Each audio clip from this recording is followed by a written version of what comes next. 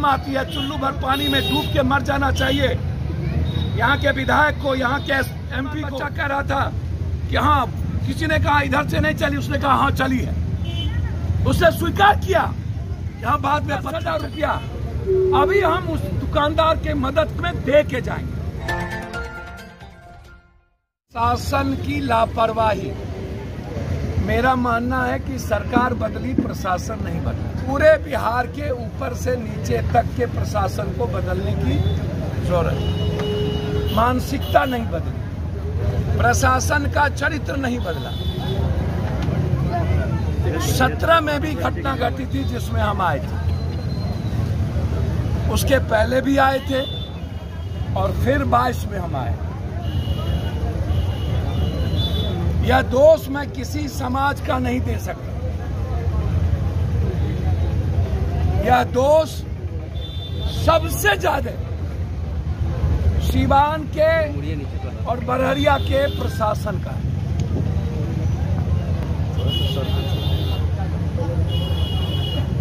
हर समाज के लोग अपने विचारों के साथ जीने के लिए आजाद हैं। अपने अभिव्यक्ति के साथ उनको जीने की आजादी मिलनी चाहिए, चाहे वो कोई जात हो, कोई धर्म हो, कोई मजहब हो। इंसान और इंसानियत सिर्फ एक बात कहती है,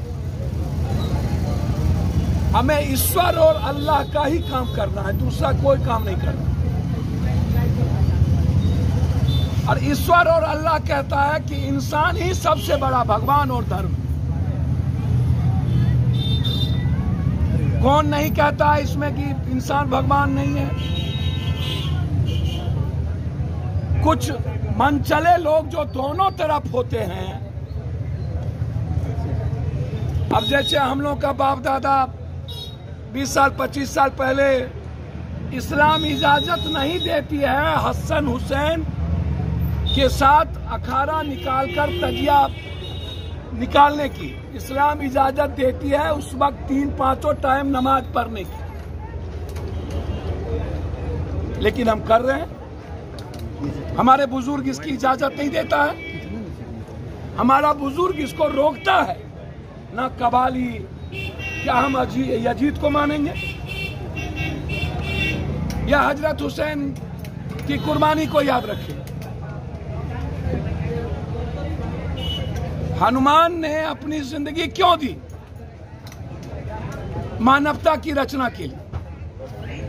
तो हम हनुमान का कैरेक्टर ना पैदा करेंगे भैया? हम लोग 5-10, अब मैं आपको क्या बोल, हमारे कोई भी बुजुर्ग, कोई बुजुर्ग, ये अलग बात है कि बुजुर्गों का या समाज में जो कुछ अच्छे और मजबूत लोग हुआ करते थे, उनका आजकल के युवाओं पर अधिकार कमजोर हो गया है। लेकिन हमारे बुजुर्ग कभी दूसरों की में तकलीफ नहीं देता, चाहे वो कोई हिंदू हो, यादव हो, राजपूत हो, बैस हो, शाह हो, कोई भी बुजुर्ग कभी किसी को कष्ट नहीं देता।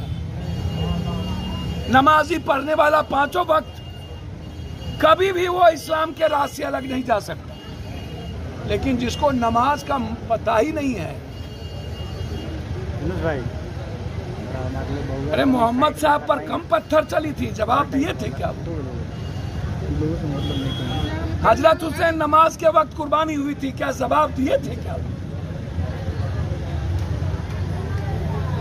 इस्लाम का जन्म ही प्रेम पर और कुर्बानी पर हुई।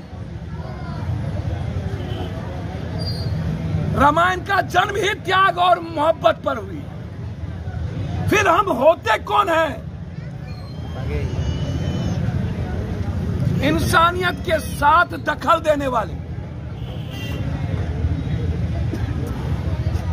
इस घटना से ना तो किसी दुकानदार को फायदा, ना तो किसी जात को फायदा, ना तो किसी समाज को फायदा।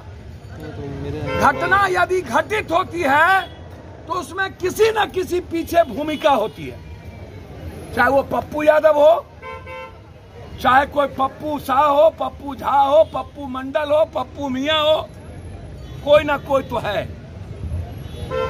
और ये मैं बार बार कहता हूं ना तो किसी घर की बेटी होती है, ना तो किसी घर की माँ होती है, ना तो किसी घर की बहन होती है, ना तो किसी घर के पिता होते हैं, ना अब्बा होते हैं, ना वालिद होते हैं। फिर क्यों? इसमें कोई ना कोई राजनीतिक सियासत हमेशा रहती। बिना किसी फायदा का कोई घटना इस मुल्क में कभी नहीं हुआ, और ये फायदा निर्दोष बच्चों को जेल जाने के लिए नहीं। 14 साल 13 साल के बच्चे जिसका एग्जाम वो जेल, 8 साल का बच्चा बाहर है। जुल्म, अरे जो जुल्म करता है उसको निकालो ना, उसको बंद करो, स्पीडी ट्रायल करो। उस पर आकाओं की पैरवी आ जाती है ऊपर से, उसको छोड़ दो, उसको पकड़ लो, उसको धर लो, और जितने निर्दोष लोग हैं उसको उठा के ठेल दो।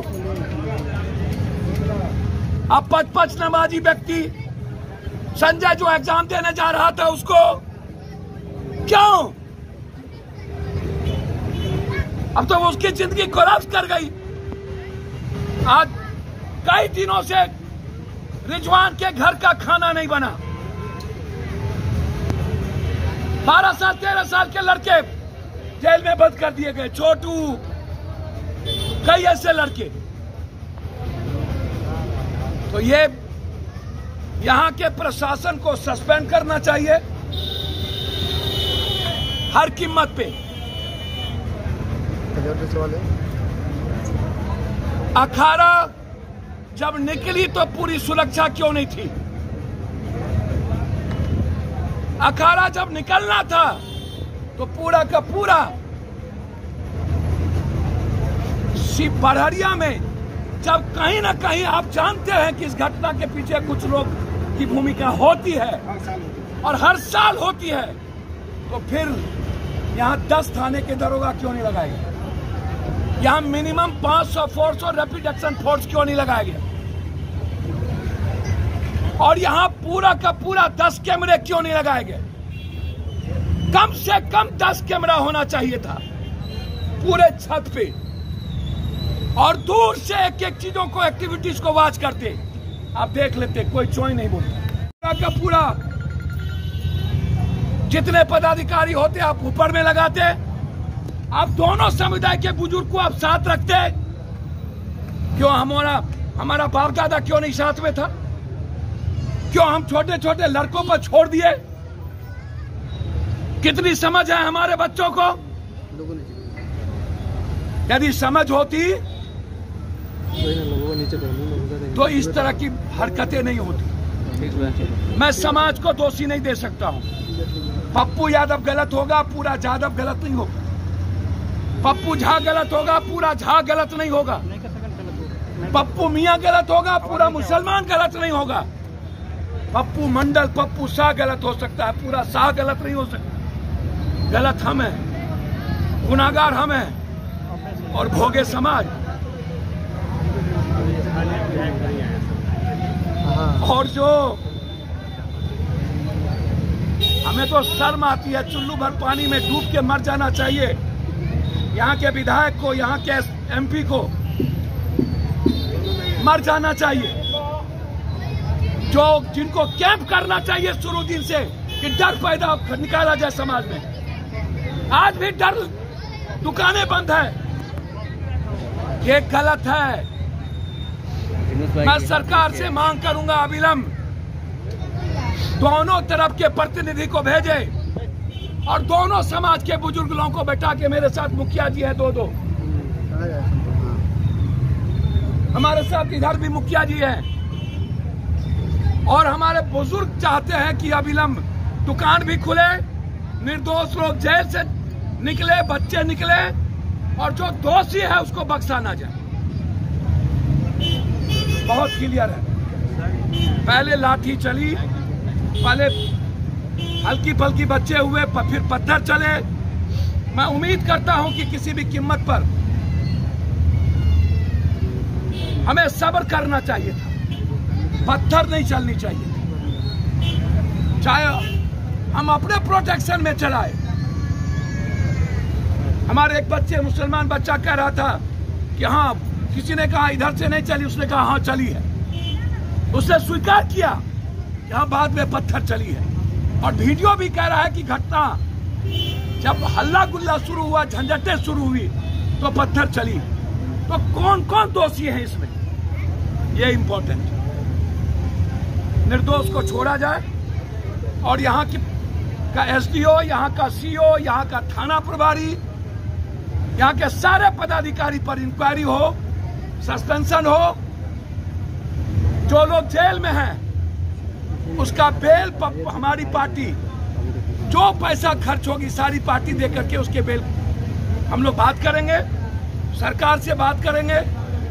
जो भी निर्दोष है, जितना पैसा लगेगा, चाहे छोटे बच्चे, अभी इसके पिता यहाँ हैं संजय के, जिसके पास कुछ नहीं है।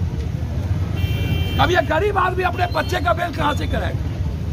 रिजवान के बच्चों से 8,000 रुपया मांगा गया, 12,000 रुपया परिवार से कहां से देगा?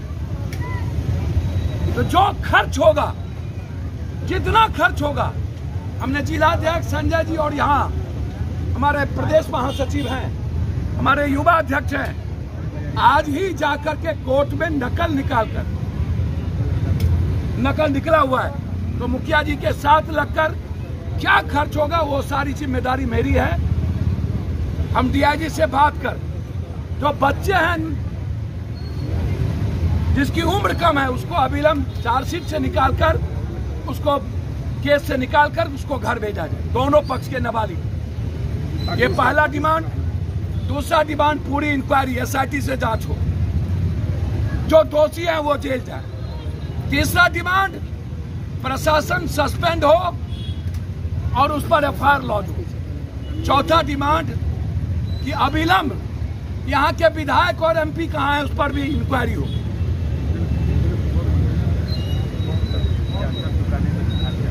और जिस दुकान को जलाया गया है, तत्काल उस दुकान को 10-10 हजार रुपया अभी हम उस दुकानदार के मदद में दे के जाएंगे, अभी तुरंत 10-10 हजार चारों दुकानदार के परिवार को। और सरकार से मांग करेंगे कि उस दुकानदार को 10-10 लाख रुपए का मुआवजा। धन्यवाद।